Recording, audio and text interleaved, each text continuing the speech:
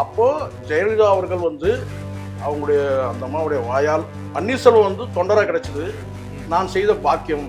அதுக்கு காரணம் கேட்டீங்கன்னா விசுவாசம்.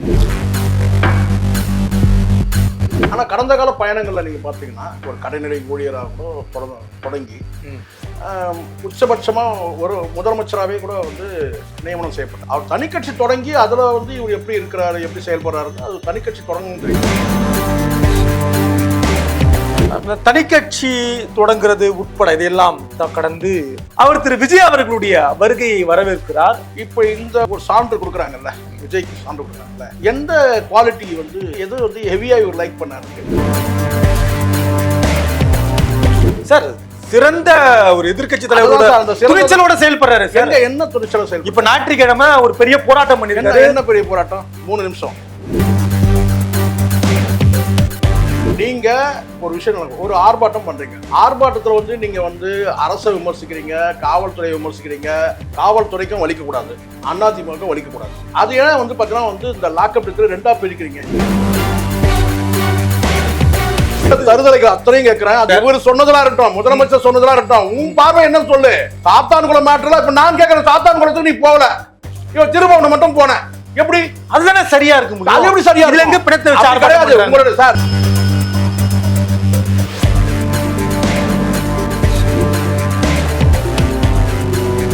உலகம் முழுக்க எதிர்க்கணுமா? அதுல டிஎம்கே அண்ணா டிஎம்கே உலகம் முழுக்க எதிர்க்கணுமா? ஆமா சார், பொதுவா நீங்க பேசுங்கன்ற நானு. எனக்கு தப்பாயிடுமா சார்? சார் ஆளுங்கட்சி யாரு சார்?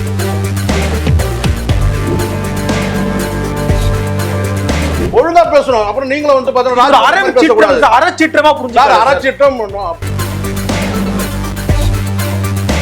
சார். உங்க விருப்பத்தை எதுக்கு சார் விஜய் கிட்ட கேக்குறீங்க? இங்க என் விருப்பம், இங்க என் விருப்பம், உங்க விருப்பம்லாம் கிடையாது. இங்க பொதுவா வந்து பாத்தீங்கன்னா வந்து ஒரு பார்வை இருக்கு. பன்னீர்செல்வம் பயன்படுவாரா? பன்னீர்செல்வம் தாவேக்கு பயன்படவே மாட்டாரா? தாவேக்கு பயன்படுறதுல கழுத கட்டா குட்டிச்சவரு. நீங்க அது எப்படி வேணா எடுத்துங்க. புஷி ஆனந்தோட யார் வந்து பாத்தீங்கன்னா காலுக்கு வந்து பாத்தீங்கன்னா வந்து காலை அமுக்கி விடுறாங்களோ, யார் வந்து பாத்தீங்கன்னா வந்து ஷூக்கு பாலிஷ் போடுறாங்களோ, அவங்க தான் விஜயை சந்திக்க முடியும். முதல்ல நீங்க பன்னீர்செல்வம் உட்பட யாரா இருந்தாலும்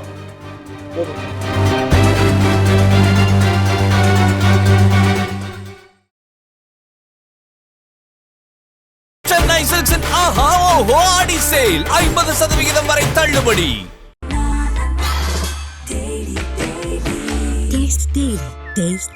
அறுவை சிகிச்சையில் கத்தி என்பது வரலாறு, ரோபோட்டிக் சர்ஜரி என்பது இன்றைய கூறு. தங்கம் புற்றுநோய் சிகிச்சை மையம், நாமக்கல் மற்றும் கான்பூர். உலக தமிழர்களுக்கு வணக்கம். இது கிங் டிவி. இன்றைக்கு நம்மோடு மூத்த பத்திரிகையாளர், அரசியல் விமர்சகர் திரு சேக்குவேரா ஜெய்சங்கர் அவர்கள் நிகழ்ச்சியில் இணைந்திருக்கிறார்.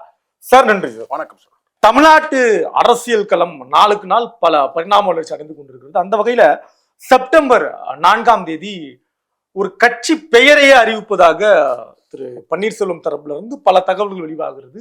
அது தொடர்பான கூட்டங்களும் நடந்து கொண்டிருக்கிறது. அவர்களுடைய அந்த பயணம், இந்த தனி கட்சி எப்படி அமையும்? பயணம் எப்படி அமையுன்றது நம்ம இப்போ உடனே சொல்லிட முடியாது. அவர் பயணிக்கட்டும் முதல்ல ஒண்ணு. ஆனா கடந்த கால பயணங்கள்ல நீங்க பாத்தீங்கன்னா ஒரு ஒரு கட்சியின் தலைமையில அவர் விசுவாசமா இருந்தாருன்றது மட்டும் நம்ம சொல்ல முடியும். ஏன்னா அதிமுகவுல வந்து அவர் வந்து ஒரு கடைநிலை ஊழியராக கூட தொடங்கி உச்சபட்சமா ஒரு முதலமைச்சராகவே கூட வந்து நியமனம் செய்யப்பட்டார். அந்த வாய்ப்பு கிடைச்சது. அப்போ ஜெயலலிதா அவர்கள் வந்து அவங்களுடைய அந்த அம்மாவுடைய வாயால் இந்த மாதிரியான ஒரு தொண்டர் கிடைக்கிறதுக்கு, அப்படிதான் சொன்னாங்க நினைக்கிறேன், இந்த மாதிரி ஒரு தொண்டர் கிடைக்கிறதுக்கு நான் பாக்கியம் செஞ்சிருந்தோம் சொன்னாங்க திரு பன்னீர்செல்வம். இது யாருக்கும் சொல்லல இல்ல இது வரைக்கும். அந்த அம்மா யாருக்கும் சொல்லியிருக்காங்க? கிடையாது. இபிஎஸ்கோல வந்து பார்த்தீங்கன்னா இப்ப இருக்கிற மற்ற எந்த பீஸுக்கும், நான் சொல்றது பீஸ் சொல்றேன், மற்ற எந்த பீஸுக்குமே வந்து இப்படி வந்து ஒரு ஒரு சொன்னது இல்லை அவங்க. பன்னீர்செல்வம் வந்து தொண்டரா கிடைச்சது நான் செய்த பாக்கியம் சொன்னாங்க. அதுக்கு காரணம் கேட்டீங்கன்னா விசுவாசம். அவங்க பொறுப்பை கொடுத்துட்டு போறாங்க. சிறையிலிருந்து வந்த பிறகு அந்த பொறுப்பு வந்து மீண்டும் வந்து திருப்பி கொடுக்குறாரு. அதுக்குள்ள வந்து எந்த ஒரு கலகமும் செய்யாம தனக்கான வந்து ஒரு என்ன சொல்ற ஒரு கட்டமைப்பை உருவாக்கி ஒரு ஒரு போட்டியா, கடந்த காலத்துல பல வரலாறு இருக்கு சார். இதே போலதான் உங்களுக்கு வந்து இது மாதிரி இல்லை, கிட்டத்தட்ட இது மாதிரின்னு சொல்ல முடியாது, வேற மாதிரி கூட சொல்ல முடியும். ஒரு பொறுப்பு வந்து கொடுத்தாங்கன்னா உடனே வந்து அவங்க நான் தான் ஆளுமைன்னு எடுத்துப்பாங்க. அதுக்கப்புறம் அவங்கள காலி பண்றாங்க. யார சொல்றீங்க? நான் சொல்றது கிட்டனா வந்து என்டி ராமாராவே நீங்க எடுத்துங்களேன், மருமகன் தான், சொந்த மருமகன் தான், எல்லா பொறுப்பையும் கொடுத்தாரு. கட்சியோட உறுப்பினர்கள் சேர்க்கையிலிருந்து பதவி கொடுக்கறதுலேருந்து சட்டமன்ற உறுப்பினர்களை தேர்வு செய்யறது எல்லா பொறுப்பையும் மருமகன்கிட்ட கொடுத்துட்டு அவர் ஹாயா வந்து சிவபார்வதியோட வந்து லவ் ரொமான்ஸ்ல இருந்தார். அந்த காலகட்டத்தில் வந்து கேட்டினா அந்த கட்சி வந்து பார்த்தா முழுமையா இவர் கையில் எடுத்துட்டார் ஃபுல்லாவே. யாரை தேவருன்னு சொன்னாங்களோ அவரே தூக்கி செருப்பு தூக்கி வீசின கதைலாம் இருக்கு. சரி, ஒரு உதாரணத்துக்கு தான் நான் சொல்றேன் இதை. ஆனா இவர் தலைமைக்கு விசுவாசமா, ஆனா இவர் தலைமைக்கு வந்து விசுவாசமா இருந்தாரு. அதுதான் அந்த அம்மா சொன்னாங்க, பன்னீர்செல்வம் வந்து ஒரு தொண்டரா கிடைச்சதுக்கு நான் செய்த பாக்கியம்னாங்க. இந்த ஒரு பேர் வந்து ஜெயலலிதா வந்து இவருக்கு தான் கொடுத்தாங்க, வேற யாரையும் அவங்க குறிப்பிட்டு சொல்லவே இல்லை. சரி, அதனால என்னன்னா ஒரு கட்சிக்கு வந்து விசுவாசமா, தலைமைக்கு விசுவாசமா அவர் இருந்திருக்கிறாரு அப்படின்றத நம்ம இந்த இடத்துல பதிவு பண்ணலாம். அவர் தனி கட்சி தொடங்கி அதுல வந்து இவர் எப்படி இருக்கிறாரு, எப்படி செயல்படுறாருன்னு, அது தனி கட்சி தொடங்க இன்னொரு கட்சியில இருக்கிறதுன்றது வேற. தனியா ஒரு கட்சி தொடங்கி அதுல இவர் எப்படி செயல்படுறாருன்னு பொறுத்து தான் பார்க்கணும். தனி கட்சி தொடங்குறது உட்பட இதையெல்லாம் கடந்து அவர் கூட இருக்கக்கூடிய திரு பண்ருட்டி ராமச்சந்திரன் அவர்கள் திரு கூடவேன்றதெல்லாம் சேர்க்காதீங்க, இப்ப இருக்காரு அவ்வளவுதான். கூடவே எல்லாம் சொன்னீங்கன்னா அப்புறம் நான் கோவம் வரும். இப்ப இருக்காரு சார், இப்ப கூட இருக்காரு, இப்ப கூட இருக்காரு, இப்ப கூட இருக்காரு, இப்ப கூட இருக்காரு பாருங்க, இப்ப கூட இருக்காரு. திரு விஜய் அவர்களுடைய இப்ப கூட இருக்கிறார், இப்ப கூட இருக்காரு, இப்போ கூட இப்ப கூட இருக்காரு. நான் என்ன நினைச்சேன்னா இப்பவும் கூட இருக்கிறார், இப்ப கூட இருக்காரு. அவர் திரு விஜய் அவர்களுடைய வருகையை வரவேற்கிறார். அதையெல்லாம் தாண்டி ஒரு நல்ல எதிர்காலம் இருக்கு திரு விஜய் அவர்களுக்கு, நம்ம அவரோட சேர்ந்து பயணிக்கலாம் அப்படின்ற ஒரு மேற்கோள் காட்டுறாரு. நீங்க நல்லா பணியை வந்து தொடர்ந்து பண்ணுங்க, சிறப்பாக நமக்கு எதிர்காலம் இருக்குன்றாரு. அப்ப விஜயை யாருக்கு சொல்றாரு? கட்சி தொண்டர்களுக்கு, அவரோட இருக்கக்கூடிய நிர்வாகிகளுக்கு. ஓபிஎஸ் சொல்லல, அவரும் இருக்கிற கூட்டத்துல இந்த கருத்து பகிரப்படுகிறது. அப்ப திரு விஜய் நோக்கி நகருகிறதுல என்ன விதமான? நான் முதல்ல ஒரு கேள்வி கேட்கிறேன். இப்ப இந்த ஒரு சான்று கொடுக்குறாங்கல்ல, விஜய்க்கு சான்று கொடுக்குறாங்கல்ல, பண்ருட்டி ராமச்சந்திரன் அவர்களே சொல்லட்டும், எந்த குவாலிட்டி வந்து இப்போ வடிவேல் கூட கேட்பார்ல ஒரு படத்துல, அந்த பாவனாவை பார்த்து கேட்பாரு, செல்லம் உனக்கு வந்து என்கிட்ட இருந்து உங்ககிட்ட எதுவா ஹெவியா லைக் பண்ணுன்னு சொல்லி கேட்பாங்கல்ல, அது மாதிரி விஜய் கிட்ட வந்து எது வந்து ஹெவியா இவர் லைக் பண்ணாருன்னு கேட்கிறேன். சார், சிறந்த ஒரு எதிர்க்கட்சி தலைவரோட துணிச்சலோட செயல்படுறாரு. என்ன துணிச்சலோட செயல்? இப்ப ஞாயிற்றுக்கிழமை ஒரு பெரிய போராட்டம் பண்ணிருக்காரு. என்ன பெரிய போராட்டம்? 3 நிமிஷம் சார், 3 நிமிஷம் போராட்டமா? அவர் பண்ணாரா இல்லையா? அதுல எவ்வளவு பிழைகள்? என்ன பிழை இருக்கு? எல்லா பிழை, எல்லாமே பிழைதான். என்ன பிழை சார்? ஆரம்பத்துல பிழை தான். என்ன கால் அவர் சொன்னார்ல, ஆமா, சாத்தான்குளம் வந்து 2 பேர் சொன்னார்ல, ஜெயராஜ் பெனிக்ஸ், அவர் ஜெபராஜ்னு சொன்னாரு, அதுவே ஒரு பிழை தான். சரி, 2வது பெரிய பிழை நான் சொல்லட்டுமா கேட்டா, நீங்க ஒரு விஷயம், ஒரு ஆர்ப்பாட்டம் பண்றீங்க, ஆர்ப்பாட்டத்துல வந்து நீங்க வந்து அரசை விமர்சிக்கிறீங்க, காவல்துறையை விமர்சிக்கிறீங்க, எதோ விமர்சனம் பண்ணாலும் ரெண்டுமே ஒண்ணுதான். அரசை விமர்சனம் பண்ணாலும் நீங்க காவல்துறை தான் விமர்சனம் பண்றீங்க, சரிங்களா? ஆனால் நீங்க வந்து ஒரு பொதுவான வந்து உங்களுடைய நோக்கம் என்ன? லாக்அப் டெத்தை வந்து கண்டிச்சுதான் நீங்க பண்றீங்க, நியாயம் கேட்கறீங்க. அது ஏன் வந்து பாத்தீங்கன்னா வந்து இந்த லாக்அப் டெத்துல 2ஆ பிரிக்கிறீங்க? திமுக ஆட்சி காலத்துல வந்து 24 பேரு, அதிமுக ஆட்சி காலத்துல 21 பேர், அதை விட்டுறீங்க. நீங்க பொது நோக்கம் என்ன சார் உங்களுக்கு? சார், உங்களுக்கு வந்து பணத்தை வச்சு அரசியல் பண்றீங்களா நீங்க? இல்ல, பொது நோக்கம் தானே உங்களுக்கு இருக்கு. நான் ரொம்ப நியாயமா கேட்கிறேன். தருதலைகள் அத்தனையும் கேட்கிறேன். அது குறிப்பா அந்த ராம்மோகன் ஒருத்தர் இருக்கிறான்ல, இந்த ராஜ்மோகன், ஒரு குறிப்பிட்ட ஒரு கேள்வி போடும்போது அந்த கேள்விக்கு பதில் சொல்ல திராணி இருக்கணும் முதல்ல. நீங்க உங்களுடைய பொது நோக்கம் என்ன சார்? லாக்அப் டெத்தை எதிர்த்து நீங்க வந்து கண்டிச்சு நீங்க ஆர்ப்பாட்டம் பண்றீங்கன்னா அது ஏன் அதிமுக ஆட்சி காலத்துல இருந்து விட்டுறீங்க? ரெண்டையும் சேருங்க சார். நீங்க அதிமுக ஆட்சி காலத்துல லாக்அப் டெத் நடந்திருக்கு, திமுக ஆட்சி காலத்துல லாக்அப் டெத் நடந்திருக்கு. அங்கேயும் பாலியல் குற்றம் இருக்கு, இங்கேயும் பாலியல் குற்றம் இருக்கு, அங்கேயும் ஊழல் இருக்கு, இங்கேயும் ஊழல் இருக்கு. பொதுவா பேசுங்க, பொது நோக்கம்னா அதான். அப்ப நீங்க என்ன செய்றீங்கன்னா, திமுகவுக்கு எதிர்ப்பு அரசியலை மட்டும் நீங்க பதிவு பண்றதுக்காக இந்த ஆர்ப்பாட்டம். இது அதுதானே சரியா இருக்கு? அது எப்படி சரியா இருக்கு? சார், திமுக அரசு ஒரு திட்டத்தை கொண்டு வருது, அந்த திட்டத்துல வந்து பாத்தீங்கன்னா உங்களுக்கு உடன்படிக்கை இல்ல, அந்த திட்டத்தால வந்து பாத்தீங்கன்னா குறிப்பிட்ட சாரார் பாதிக்கப்படுவாங்க. அப்ப நீங்க வந்து சொல்லுங்க. இப்போ வகுப்பு வந்து வாரியம் அந்த அமைச்சது இருக்கு இல்லையா, அதுல கூட நீங்க எதிர்த்து நீங்க நீதிமன்றம் எல்லாம் கூட போனீங்கல்ல, அந்த மாதிரியான ஒரு விஷயம், ஒரு ஸ்கீம் கொண்டு வராங்க. அந்த ஸ்கீம்ல வந்து ஒரு குறிப்பிட்ட சாரார் பாதிக்கப்படுறாங்க அப்படின்னு சொன்னா அதுல ஒரு நியாயம் இருக்கு. இது ஸ்கீம் கிடையாது சார். இது லாக்அப் டெத் காமன், பொதுவானது. இன்னைக்கு இந்த ஆட்சி நடக்குது, நாளைக்கு இன்னொரு ஆட்சி வந்தாலும், காங்கிரஸ் ஆட்சி வந்தாலும், பிஜேபி ஆட்சி வந்தாலும், எந்த ஆட்சி வந்தாலும் இது வந்து ஒரு பொதுவான விஷயம் தானே. இது குறிப்பிட்ட ஒரு வந்து பாத்தீங்கன்னா வந்து யாரோ ஒரு அப்பாவியோ அல்லது வந்து இல்ல குற்றம் சாட்டப்பட்ட நபரோ அங்க கொல்லப்படுறாரு. யாரால கொல்லப்படுறாரு? காவல்துறையால கொல்லப்படுறாரு, சரிங்களா? அப்ப இந்த இடத்துல உங்களுடைய நோக்கம் என்னன்னு கேட்டீங்கன்னா பொதுவாக தான் அந்த விஷயத்தை வைக்கணும். லாக்அப் மரணங்களை கண்டித்து அப்படி சொல்லலாம். ஏன்னா எங்கெல்லாம் போலீஸ் இருக்கோ அங்கெல்லாம் நடக்குது லாக்அப் டெத். அமெரிக்காலையும் நடக்குது. சரி, அதான் ஐகான் பிரீத்ன்ற அந்த ஒரு வந்து அங்க சொல்லாடல வந்து பெருசா பேசப்படுது. அப்போ இது வந்து பாத்தீங்கன்னா உலகளாவிய பிரச்சனை. இந்த பிரச்சனை நீங்க வந்து லாக்அப் டெத் எடுத்து நீங்க பேசும்போது உலகம் முழுவதும் ஒரு பார்வை விடும்போது உலகம் முழுக்க எதிர்க்கணுமா? அதுல என்ன டிஎம்கே அண்ணா டிஎம்கே உலகம் முழுக்க எதிர்க்கணுமா? ஆமா சார், பொதுவா நீங்க பேசுங்கன்ற நானு. இலக்கு தப்பாயிடுமா சார்? சார் ஆளுங்கட்சி யாரு சார்? சார் ஆளுங்கட்சி யாரு? இங்க முதல்ல புரிஞ்சுங்க, இங்க ஆளுங்கட்சி எதிர்கட்சி பேசாதீங்க. நான் அதான் சொல்றேன், ஆளுங்கட்சி ஒரு ஸ்கீம் கொண்டு வருதான்னா நீங்க பேசுங்க. நேற்றுக்கு ஆளுங்கட்சி இருந்தது, அதை நான் விட்டுருவேன்னு சொன்னா இப்படி நீங்க தானே வார்த்தை சொல்ல சாத்தான்குளம் மேட்டர் நீங்க சொல்றீங்க சார். நீங்க வந்து அந்த இவரு பெண்ணியும் வந்து ஜெயராஜ் நீங்க சொல்றீங்கன்னு வச்சுங்களேன். அப்போ அது வந்து கேட்டா வந்து அதிமுக ஆட்சி நடந்தது. அப்ப நீங்க சொல்லணும் என்ன அது தவறு, அதுக்கு மாற்றாக அமைந்த திமுக ஆட்சி நடக்குதுன்றாரு. இவர் சொன்னதெல்லாம் இருக்கட்டும், முதலமைச்சர் சொன்னதெல்லாம் இருக்கட்டும், உன் பார்வை என்னன்னு சொல்லு. சாத்தான்குளம் மேட்டர்ல இப்ப நான் கேட்கறேன், சாத்தான்குளத்துக்கு நீ போகல, இவன் திருபுவனம் மட்டும் போன, எப்படி சரியாது? ஒழுங்கா பேசணும். அப்புறம் நீங்களும் வந்து அறச்சீற்றமா புரிஞ்சாரு. அறச்சீற்றம் நான் கேட்கறது அது கிடையாது. நீங்க ஆளுங்கட்சி எதிர்கட்சின்னு பாக்காதீங்க சார். அங்கேயும் லாக்அப் டெத் நடந்திருக்கு, இங்கேயும் லாக்அப் டெத் நடந்திருக்கு. அப்ப நீங்க லாக்அப் டெத்ன்றத பொதுவான ஒரு விஷயமா எடுத்து நீங்க வந்து அதை வந்து ஆர்ப்பாட்டம் பண்ணுவீங்களா? அதை விட்டு நீங்க என்ன இங்க வந்து பாத்தீங்கன்னா பணத்தை வச்சு நீங்க அரசியல் பண்றீங்களா? ஆளுங்கட்சிக்குன்னா ஒரு பார்வையை எதிர்கட்சினா பண்ணிடலாமா? இப்ப நான் கேட்கிறேன், இப்ப இந்த விஷயம் நீங்க எடுத்து பண்றீங்கல்ல, நாளைக்கு ஒரு வேளை அதிமுக ஆட்சி வருது, அப்ப என்ன செய்வீங்க? ஆளுங்கட்சியில பண்ணா மட்டும் தான் நீங்க கேட்பீங்களா? நீங்க எந்த அரசு பண்ணாலும் லாக்அப் டெத்ன்ற ஒரு விஷயத்த நீங்க எடுத்து பேசுறீங்க. நீங்க முற்றிலுமா நீங்க வந்து அதை அப்படியே நீங்க மொத்தமா மறந்துட்டு இருந்தீங்கன்னா பிரச்சனையே இல்லை, விட்டுட்டு இருந்தீங்கன்னா பிரச்சனையே இல்லை. இது நான் சொல்றது சாத்தான்குளம் மேட்டர் மேற்கோள் காட்டி முதலமைச்சர் ஒரு கேள்வி கேட்கறீங்கல்ல, அப்ப நான் கேட்கறேன்னு கேட்டா அப்ப அந்த டெப்த்துக்கு ஏன் நீ போல, அங்க என்ன 2 லட்சம் ரூபாய் கொடுக்கல? நீ அதுக்கு பதில் சொல்லணுமா வேணாமா? அதுக்கு பதில் சொல்லல சார். நீங்க கேக்குறீங்களா வந்து கேட்டீங்கன்னா வந்து சாத்தான்குளம் மேட்டர்ல வந்து பாத்தீங்கன்னா நீ ஏன் சாரி சொல்லல, 21 சாரி சொல்லணும், சாரி இங்க முதல்ல அதுவே முறை பிழைன்னு கேட்டீங்கல்ல. நீ கையில வச்சிருக்க பதாகைக்கும் அதை படிக்காம வந்திருக்கிற நீ. அந்த பதாகை என்ன ரெடி பண்ணிருக்கிறாங்க, அதுல என்ன வார்த்தை போட்டிருக்கு, சாரி வேணா நீதி வேணும்னு கேக்குறீங்க. அப்புறம் நீ சாரி கேளுன்னு சொல்றீங்க. இதெல்லாம் முரணுங்க. அப்ப புரியுதுங்களா? அங்க அனுபவம் இல்லாம கத்துக்குட்டி பசங்க இருக்கிறானுங்க எல்லாம். இந்த ராஜ்மோகன் மாதிரி ஆளுங்களா இருந்தா இப்படிதான் நடக்கும். பிணத்தை வச்சு அரசியல் பண்றாங்க, நியாயமா தானே சார் கேக்குறேன். நான் சொல்றேன், நீங்க பிணத்தை வச்சு அரசியல் பண்ணா நீங்க என்ன பண்ணும்? நீங்க அஜித்குமார் விட்டுருங்க சார். அஜித்குமார் மட்டும் நீங்க பாயிண்ட் அவுட் பண்ணீங்க. நீங்க அஜித்குமாரை மட்டுமே நீங்க பேசுறீங்கன்னா அதை விட்டுலாம். நீங்க 21 பேரை கொண்டு வரீங்க, 19 பேரை நீங்க மேடை கொண்டு வரீங்க.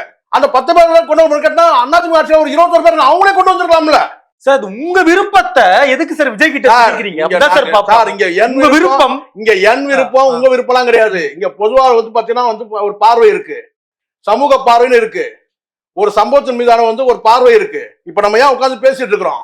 உங்க பார்வை சரியில்லை. நீங்க பொதுவா நீங்க வந்து லாக்அப் டெத் நீங்க எடுத்துட்டீங்கன்னா அது கரெக்ட். அதுல என்ன அதிமுக வந்து பாத்தீங்கன்னா வந்து அப்ப அந்த 9 போலீஸ்காரங்களுக்கு வந்து ஒரு கரிசனம், இந்த 5 பேர் மேல வந்து பாத்தீங்கன்னா வெறுப்பா? நான் கேட்கிறேன். இங்க பிரச்சனையா அந்த 5 பேரும் 9 பேரும் கிடையாது சார். இங்க சிஸ்டம், இங்க இருக்கிற சிஸ்டத்துல வந்து பாத்தீங்கன்னா வந்து அடிச்சு துன்புறுத்துறாங்க, செத்து போறாங்க. இதுதான் அங்க வந்து பாயிண்ட். இது ஏதாவது உங்களுக்கு வந்து பாத்தீங்கன்னா உங்களுடைய பார்வை ஏதாவது செலுத்துனீங்களா? இப்படி விசாரணை பண்ண விடாது, அப்படி விசாரணை பண்ணான்னு சொல்லி ஏதாவது உங்களுடைய எண்ணங்களை ஏதாவது தெரிவிச்சிங்களா? நீங்க சொல்லுங்க, வழிமுறை ஏதாவது சொன்னீங்களா? விசாரணை வழிமுறை எப்படி? ரைட், அடிக்கிறாங்க சார், முன்பகை எதுவுமே கிடையாது. என்ன காரணம் சார்? அதிமுகவோட இது வந்து பலரும் சொல்றது, உங்கள் உட்பட பல பேட்டிகள்ல சொல்றது, திமுகவை கடுமையாக விமர்சிக்கிறார், அதிமுகவை விமர்சிக்க மறுக்கிறார் அப்படின்னா நான் வெளிப்படையா உடச்சு கேட்கணும் சார், பதில் சொல்லுங்க. நீங்க திமுகவை விமர்சிக்கிறார் சார், கடுமையா விமர்சிக்கிறார், அதிமுக விமர்சிக்கல. ஒருவேளை எதிர்காலத்துல அதிமுகவோட போய் இணையத்துக்கு வாய்ப்பு இருக்கா? கூட்டணி வாய்ப்பு இல்ல. இந்த ஆர்ப்பாட்டத்துல முதல்ல இதை சொல்லிடுறேன், காவல்துறைக்கும் வலிக்க கூடாது, அதிமுக வலிக்க கூடாது, 2 தரப்பையும் வலிக்க கூடாது. 2 பேருக்கும் வலி இல்லாம திமுகவுக்கு மட்டும் நம்மளுடைய வந்து கண்டனத்தை தெரிவிக்கணும். இதுதான் பிழைன்னு நான் சொல்றேன். முதல்ல ஒண்ணு. இப்ப நீங்க என்ன சொன்னீங்க? அதிமுகவோட கூட்டணிக்கான அந்த வியூகத்தை வந்து பாத்தீங்கன்னா வந்து ஜான் ஆரோக்கியசாமி வகுத்து வச்சிருக்காரு. ஆமா. ஏன் இதை நான் போல்டா சொல்ல முடியும், எல்லாரை காட்டிலும் நான் போல்டா சொல்ல முடியும்னா, ஜான் ஆரோக்கியசாமி என்கிட்ட வந்து சில விஷயங்களை பகிர்ந்துகிட்டாரு. அதை வெளிப்படையா என்னால சொல்ல முடியாது.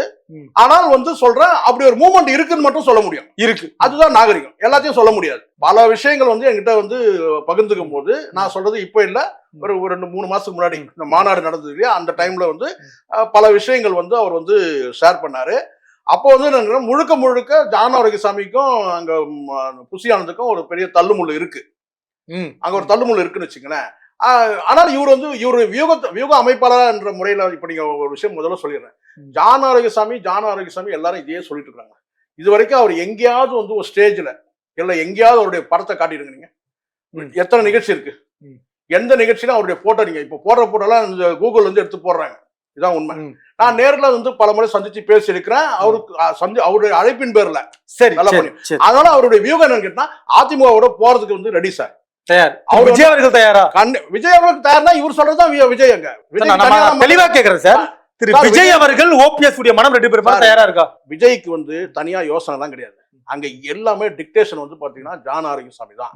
இடையில சில சலசலப்பு ஏற்பட்டது உங்களுக்கு தெரியும் சரிங்களா. ரொம்ப எச்சரிக்கையா பேசக்கூடியவர் தான் அவரு. ஏன்னா பல ஆப்கள் மூலமா தான் பேசுவாரு. ஆனால் அவர் கையில் சிக்கிட்டாரு. அந்த வீடியோலாம் ஆடியோலாம் வெளியாச்சு தெரியும். சிக்கி சின்னாபின்னமானாரு. அதுக்கப்புறம் அவங்களுக்குள்ள ஒரு தள்ளுமுள் ஏற்பட்டது. அந்த கேப்ல தான் போய் ஆதவர்ஜனா உள்ள போய் இணைஞ்சாரு. அதுக்கப்புறம் பிரசாந்த் கிஷோர் கொண்டு வந்தாங்க. இப்ப பிரசாந்த் கிஷோர் விட்டுட்டு வெளியே போயிட்டாரு, திரும்ப போயிட்டாரு. சரி, அங்க ஜான் ஆரோக்கியசாமி தான் இப்பவும் வியூகம் அமைச்சு கொடுக்குறாரு. அதுக்கான மூவ்மெண்ட்லாம் அவர் எடுத்திருக்காரு. எல்லாரோடையும் தொடர்பு இருக்கு. சரி, எல்லா அரசியல் கட்சி தலைவர்களோட தொடர்பு இருக்கு அவர். சரி, சரிங்களா. அதனால அவர் பார்த்திருக்கிற ஒரு கம்பெனி நிர்வாகமா இருக்கிறாரு. சரி, சரி. ஆதவர்ஜனா மாதிரிலாம் கிடையாது. சரி, சரிங்களா. கட்சி சாயம் பூசிக்கவே இல்லை. சரி, தாவேக்கால உறுப்பினர் கிடையாது ஜான் ஆரோக்கியசாமி. ஒரு அறிவாளி. அவர் வியூகம் அமைச்சு கொடுக்குறாரு. அவருடைய கணக்கு அதிமுகவோட போகணும். அவர் ஒரு அணி அமைக்கணும்னு பிளான் பண்றாரு. அந்த அணி அமையாத போது அவர் எதிர்பார்த்தெல்லாம் விசிகாவை மலையா எதிர்பார்த்தாரு ஜான் ஆரோக்கியசாமி. விசிகா வரலன்னு அப்பவே அவர் உடஞ்சிட்டாரு. சரி, சரிங்களா. அப்போ கேட்டா அடுத்த மூவ்மெண்ட்னா கேட்டா ஏடிஎம்கேவோட போயிடணும் இந்த எலெக்ஷனுக்கு. இந்த திட்டம் இருக்கு, கண்டிப்பா இருக்கு. விஜய்க்கு தெரியுமா? இல்லன்னா ஒரு விஷயம் நல்லா புரிஞ்சுங்க. இந்த மாநாட்டில் பல பேர் பேசாத ஒரு விஷயத்த நான் சொல்றேன். இந்த ஆர்ப்பாட்டத்துல பொதுவா திமுகவோ அதிமுகவோ ஆர்ப்பாட்டம் சென்னையில பண்ணாங்கன்னா அந்த சென்னை மாவட்டத்தில் இருக்கிறவங்க மட்டும்தான் வருவாங்க. சரி, 3 மாவட்டம், ஒரு வட சென்னை, தென் சென்னை, மத்திய சென்னை வருவாங்க. 3 வருவாங்க. ஆனால் இதை பாத்தீங்கன்னா இவங்க என்ன பண்ணாங்கன்னா குறிப்பிட்டு சென்னை மாவட்டம் சொல்லாம பொதுவா ஆர்ப்பாட்டம் அறிவிச்சாங்க. சரி, அங்க ஊர்ல 10 பேர் கிளம்பி வந்துட்டான் வேன்ல. மொத்தமா வந்த உடனே கேட்டா அந்த சிவானந்த சாலை சின்னாபின்னமான சாலை ஆயிடுச்சு. காரணம் அதுதான். அங்க ஏன் அந்த அச்சம் இவங்களுக்கு வந்ததுன்னா, ஒருவேளை சென்னையில மட்டும் இருக்கிறவங்க கலந்துக்கலாம்னு சொல்லியிருந்தாங்கன்னாக்கா அங்க கூட்டம் பிசு பிசு தரும். சரி, கூட்டம் இல்லாம போயிடும். சரி, அப்ப கூட்டத்தை காட்டணும் இவங்களுக்கு ஒண்ணு. அதே சமயத்துல விஜய் காலதாமதமா அங்க கொண்டு வரதோட நோக்கமே என்ன கேட்டா இவங்களுடைய இன்ஸ்ட்ரக்ஷனே தான் 5 நிமிஷத்துக்கு மேல அவர் மேடையில இருக்கக்கூடாது. அது காரணம் கேட்டா ஜெயலலிதாவுடைய பாலிடிக்ஸ். சரி, அவங்க வந்தாங்கன்னா 5 நிமிஷத்துக்கு மேல இருக்க மாட்டாங்க. அந்த மாதிரி ஒரு ஸ்டைல்ல கொண்டு போறாங்க. ஏன்னா ஒரு டெக்காரம் பாழாயிடும். சரி, அவர் கேட்டா ஒரு காண்பதற்கு ஒரு அரிய மனிதராகவே காட்டணும். அப்படியே உருட்டிக்கிட்டே போகணும். நாளைக்கு வராரு, 2 மாசம் கழிச்சு வராரு, அடுத்த மாசம் வராரு, காலத்துக்கு அப்படியே இப்ப கொண்டு போயிடுவாங்க. இப்ப செப்டம்பர் சொல்லியிருக்காங்க இல்லையா, அது டிசம்பர் தள்ளி போகும். அதுக்கப்புறம் படம் ரிலீஸ், அதுக்கப்புறம் படம் ரிலீஸ் ஆன ஜனவரி எல்லாம் முடிஞ்சா அதுக்கப்புறம் பிப்ரவரி, மார்ச், அப்புறம் எலெக்ஷனுக்கு ஒரு வாரம் முன்னாடி ஹாய் ஹாய் சொல்லிட்டு ஓட்டு வாங்கணும். அதுதான் இவங்க நோக்கம். அதிமுகவோட போவாங்களா சார்? அதிமுகவோட கழுத கட்டா குட்டி சவறு சொல்லுவாங்கல்ல. இங்க ஒரு அணியே இல்லாத போது சார், இப்போ நான் சொல்றேன், மீண்டும் சொல்றேன், மாவட்ட அளவுல இந்த ஆர்ப்பாட்டத்தை அறிவிக்க சொல்லுங்க. தெல்லு இருந்தா, திராணி இருந்தா, நான் கேட்கிறேன் எத்தனை ஆம்பளைங்க இருக்கிறானுங்க. நான் சொல்றேன், விஜய் தலைமையில் இல்லாம அந்தந்த மாவட்ட நிர்வாகிகள், மாவட்ட செயலர் ஒருத்தர் இருக்கானுங்கல்ல, அந்த மாவட்ட தமிழ்நாடு முழுவதும் அத்தனை மாவட்டத்திலும் தனியா நீங்க ஆர்ப்பாட்டத்தை அறிவிக்க சொல்லுங்க சார். கூட்டம் வருதான்னு பாத்துறோம், எந்த கூட்டம் வருதான்னு பார்ப்போம். ஒரு சில மாவட்டங்கள்ல ஒரு 20 பேருக்கு மேல கிடையாது. கட்சியோட கட்டமைப்பு மாநிலம் முழுவதும் கிடையாது. அப்ப வேற வழி கிடையாது உங்களுக்கு. 234 கேண்டிடேட் போட சொல்லுங்க. முதல்ல பூத் கமிட்டி மாநாடு நடத்த சொன்னாங்க, என்ன ஆச்சு? அப்ப ஆள் இல்லாத ஒரு பாத்தீங்கன்னா ஒரு கட்சியா தான் இருக்கு. கூட்டத்தை பெருசா இருக்கிற மாதிரி நீங்க காட்டுகிறீங்க. நான் சவால் விட்டு சொல்றேன், அனைத்து மாவட்டங்களையும் நாளைக்கு அறிவிக்க சொல்லுங்க. அனைத்து மாவட்டம் ஏதாவது ஒரு பிரச்சனை முன் வச்சு கேட்டா ஆர்ப்பாட்டம் அறிவிக்க சொல்லுங்க. அங்க கூட்டம் இருக்காது. விஜய பார்க்க வந்த கூட்டம் அது. இவ்வளவு நீ இவ்வளவு சொல்றீங்க, நீ ஒரு கணக்கோட இவ்வளவு நிர்வாகம் இவ்வளவு இருக்குன்றீங்க, நிர்வாக கோளாறு இருக்குன்றீங்க. இவ்வளவு தெரிஞ்சும் இப்ப இபிஎஸ் ஓபிஎஸ் ஆற மாதிரியான நாட்கள் நகராங்க. குறிப்பா பன்னீர்செல்வம் அவர்கள் வாழ்த்து சொல்லி பாராட்டுறாரு சார். இன்னொரு விஷயம் நான் புரிஞ்சுங்க, முதல்ல இப்படி புரிஞ்சுங்க. பன்னீர்செல்வம் எங்க போவார் யோசிச்சு பாருங்க சார். முதலமைச்சரா இருந்தார், முதலமைச்சரா இருக்கட்டும். இப்ப அவரு என்ன முதலமைச்சர் நாமினேட்டட் போஸ்ட் அவரு, அவர்னா எலெக்டட். அவரு அந்த அம்மா போட்ட பாத்தீங்கன்னா அந்த சீட்ல அமர்ந்தவர் சார். அமர்ந்தவர் அம்மா போட்ட ஒரு கொச்சப்படுத்த கூடாதுன்னு பாக்குறேன். கொச்சப்படுத்த கூடாது. முதலமைச்சரா இருந்திருக்காரு, எனக்கு இருந்திருக்கா. கொடுத்த ஒரு கிஃப்ட்னு சொல்றேன். பிச்சைன்னு சொன்னா அசிங்கமா இருக்கும். அது ஒரு கிஃப்ட். அவ்வளவுதான். அப்படிதான் நம்ம எடுத்துக்கணும். அது கண்ணியமான வார்த்தை. ஏன்னா முதலமைச்சர் பதவிக்கு ஒரு கண்ணியம் இருக்குல்ல, முதலமைச்சர் பதவி. அதுதான் நான் சொல்றேன். அவரை பொறுத்தவரைக்கும் அவர் எந்த அடையாளம் இல்லாம இருக்கிறாரு. திடீர்னு பிஜேபி ஆதரவாளரா இருக்கிறாரு. சொல்றேன். ம். சோ செல்வாக்கு இழந்த மனிதர் ஓபிஎஸ் பொறுத்த வரைக்கும் கட்சியில செல்வாக்கு இருக்கா, அதிமுக செல்வாக்கு இருக்கா, குறிப்பிட்ட ஒரு மாவட்டங்கள்ல நீங்க சொல்லுவீங்க, அங்கேயே தள்ளுமுள்ளு இருக்கு அவருக்கும் டிடிவிக்குமே. சும்மா இன்னைக்கு வேணா சேர்ந்துக்கலாம். குறிப்பிட்ட ஒரு சமுதாயத்துல வந்து பாத்தீங்கன்னா செல்வாக்கு அங்க வந்து ஸ்பிளிட் ஆயிருக்கு டோட்டலாவே. அதனால இது நீங்க முதல்ல இதை புரிஞ்சுங்க. இன்னொன்னு நான் சொல்றேன்னு கேட்டீங்கன்னா, ஒருவேளை வந்து இவர் இப்படி சொல்றதுனால அங்க ஏதாவது பெரிய ரெஸ்பான்ஸ் இருக்குமா அப்படின்னு நீங்க கேக்குறீங்க. எங்க டிவிக்கு ஒருவர் வேண்டாம் என்று தூக்கி எறிந்த வீணா போன ஒரு பொருள், அந்த பொருள் யாருக்கு இல்லையோ அது அவங்களுக்கு பொக்கிஷம். சரி, சாபம் விடுற மாதிரி இருக்கு சார். வீணா போன பொருள்ன்றீங்க சார். நான் தெளிவா சொல்றேன். ஒருத்தர் சார், இப்ப எனக்கு ஒரு பொருள் இருக்கு சார். அந்த பொருள் வந்து பாத்தீங்கன்னா வந்து இப்ப அடிக்கடி இந்த வாட்ச் ரிப்பேர் ஆகிட்டே இருக்கு. நான் தூக்கி குப்பையில போட்டுறேன் வேணான்ட்டு. அந்த குப்பையில இருந்து எடுக்கிற ஒரு நபருக்கு வந்து பாத்தீங்கன்னா ஒரு 50 ரூபா கொடுத்து அதை ஓட வைக்கிறாரு. அது ஒரு பொக்கிஷம். இதுதான் உதாரணம். இப்படி புரிஞ்சுக்கலாமா சார்? சார் நான் புரிஞ்சுக்கிட்டேன். நான் ரொம்ப நல்லபடியா சொல்றேன். நீங்களே பாராட்டுவீங்க. நீங்க நல்லபடியா மோசமா கூட சொல்லுங்க. திரு பன்னீர்செல்வம் அவர்கள் திரு விஜய் அவர்களுக்கு கிடைக்க போகிற பொக்கிஷம் அப்படின்னு நீங்க சொல்றீங்க. அப்படி எடுத்துக்கலாம். அப்படிதான் எடுத்துக்கணும். யாருமே வரல. அண்ணன் திருமாவளவன் கூப்பிடலான்னு பார்த்தா அவர் இதோ அதோன்னு போக்கு காட்டிட்டு இருக்கிறாரு. சரி, விஜய் வச்சு அங்க 2 சீட்டு கூடுதலா கேட்டு வாங்கலாம். விஜய் வச்சு திமுக வந்து 2 சீட்டு கூடுதலா கேட்டு வாங்கலாம். அங்க போயிருவாங்க. அண்ணனுடைய ஸ்டேட்மெண்ட் தெரியும் உங்களுக்கு. ஒரு நாள் அப்படி பாராட்டுறதும் ஒரு நாள் எதிர்க்கிறதும் அப்படி இருக்கிறாரு இல்லையா? அது எதுக்குன்னு கேட்டீங்கன்னா, திமுக வந்து கூடுதலா வந்து 2 சீட்டு கேட்டு வாங்க முடியும். ஆமா சார், சொல்லிருக்கீங்க. அது ஒண்ணு. அப்ப வந்து கம்யூனிஸ்ட் போக போறது இல்ல, காங்கிரஸும் வந்து பாத்தீங்கன்னா வந்து போக போறது கிடையாது. சரி, ஏன்னா அன்னைக்கே சொல்லிட்டாரு யாரு, ராஜீவ் காந்தி. முதல்ல இவங்க போனதே சார் ராகுல் காந்தி. அன்னைக்கே இவருக்கு போய் வந்து காங்கிரஸ் தலைமை கேட்கும் போது நீங்க வேணா தனியா கட்சி ஆரம்பிச்சீங்கன்னு சொல்லிட்டாரு. ஏன்னா எங்களுக்கு ஏற்கனவே நிறைய அனுபவம் இருக்கு, நாங்க பாத்துட்டோம், நிறைய பேரை பாத்துட்டோம்னாங்க. அதனால நீங்க போயிட்டு தனியா ஒண்ணா ஒரு கட்சி ஆரம்பிச்சீங்கன்னு சொல்லிட்டாரு அப்பவே. சரி, அதுதான் முதல் வந்து எஸ்எஸ்சிக்கும் இவருக்கும் ஏற்பட்ட முரண். எஸ்எஸ்சி வந்து என்னன்னே சொல்லாம நேரா கொண்டு போயிட்டு ஃபிளைட்ல இருந்து கொண்டு போயிட்டு எங்க போறேன்னு கூட சொல்லாம நேரா கொண்டு போயிட்டு ராகுல் காந்தி முன்னாடி உட்கார வச்சாங்க. ஆனால் அங்க வந்து திட்டமே சொதப்பல். ராகுல் காந்திக்கு சரியா மேட்டரை கன்வே பண்ணாலும் இவங்க எதுக்கு வந்திருக்கிறாங்க கூட சரியா கன்வே பண்ணாங்கல்ல. அவர் என்ன சொல்ல கேட்டா, இதுக்குதான் வந்திருக்கிறாங்க, கட்சி தலைமைக்காக வந்திருக்காங்க, நீங்க அதோட நீங்க தனியா ஒரு கட்சி தொடங்கின்னு சொல்லிட்டு அன்னைக்கே வந்து விஜயோட முகத்துல கரிய பூசி அமைச்சாரு. கடந்த கால கசப்பான அனுபவம் இருக்கா? நமக்கு கசப்போ இனிப்புலாம் கிடையாது. நடந்த சம்பவம் இதுதான். பன்னீர்செல்வம் பயன்படுவாரா? பன்னீர்செல்வத்துக்கு வேற வழி. கழுத கட்டா குட்டிச்சவர் சார். தாவேக்காக்கு பயன்படவே மாட்டாரா? தாவேக்காக்கு பயன்படுறது இல்ல, கழுத கட்டா குட்டிச்சவர். நீங்க அது எப்படி வேணா எடுத்துங்க. முதல்ல இவரு தனி கட்சி தொடங்கட்டும் சார். முதல்ல இவர் தனி கட்சி தொடங்கி இவர் செல்வாக்கு காட்டட்டும்ன்ற நான். சரி, பல பேர் இங்க வந்து செல்லா காசா இருக்கிறாங்க. அதிமுகன்ற பிராண்டு, ரெட்டலைன்றது பிராண்டு. அது இல்லைன்னா அங்க இருக்கிற அத்தனை பேரும் மண்ணு. எத்தனை பேரு அங்க வந்து பாத்தீங்கன்னா அது யார் வேணா இருக்கட்டும். அதிமுகன்ற ஒரு கட்சி, எம்ஜிஆர் ஜெயலலிதா படங்கள், அதுக்கப்புறம் வந்து ரெட்டையில, இதுதான் அங்க பிராண்டை தவிர ஓபிஎஸ் ஒண்ணும் கிடையாது. பன்னீர்செல்வம் பெரிய. ஆமா, இபிஎஸ்க்கு அதான் நிலைமை. ஆமா, அங்க வந்து கட்சி தனி கட்சி தொடங்க சொல்லுங்க, யாராவது பார்க்கலாம். அங்க ஒரு எழுத்து தான் சார் விஷயம். 2 பேரும் ஈக்குவல் தான் சார். அங்க என்னன்னா அவர்கிட்ட அதிமுக கட்சி இருக்கு, ரெட்டையில இருக்கு, எம்ஜிஆர் ஜெயலலிதா வந்து பயன்படுத்திக்க முடியும். சோ விஜயோடய ஒரு அப்படி விசுவாசமா நெருக்கமானவரா இருப்பாரு. அது எனக்கு தெரியாது.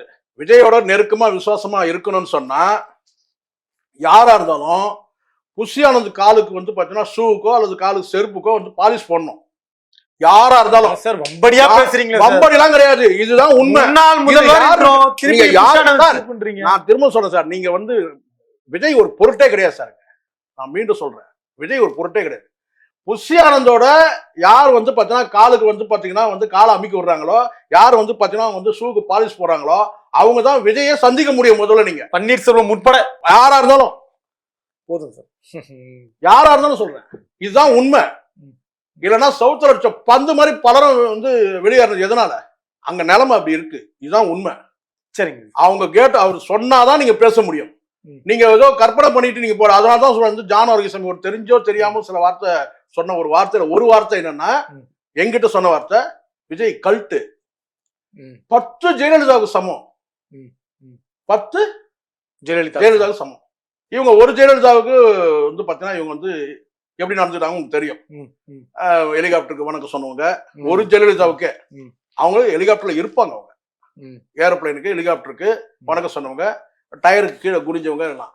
அது வந்து கார்ல ஜெயலலிதா இருப்பாங்க, ஹெலிகாப்டர்ல ஜெயலலிதா இருப்பாங்க, ஏரோப்ளைன் ஜெயலலிதா இருப்பாங்க.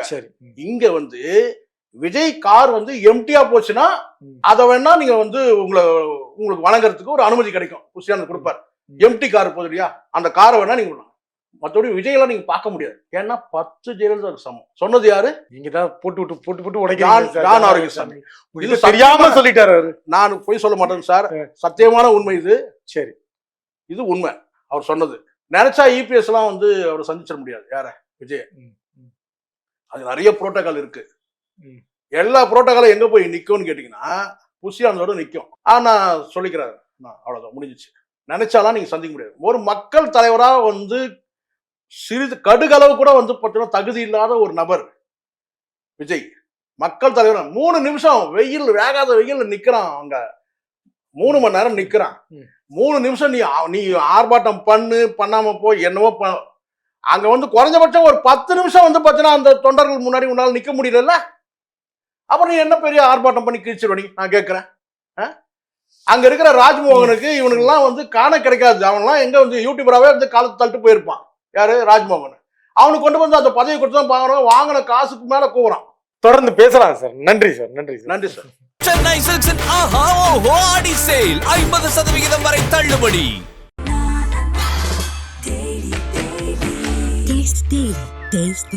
அறுவை சிகிச்சையில் கத்தை என்பது வரலாறு, ரோபோட்டிக் சர்ஜரி என்பது இன்றைய கூறு. தங்கம் புற்றுநோய் சிகிச்சை மையம், நாமக்கல் மற்றும் கான்பூர்.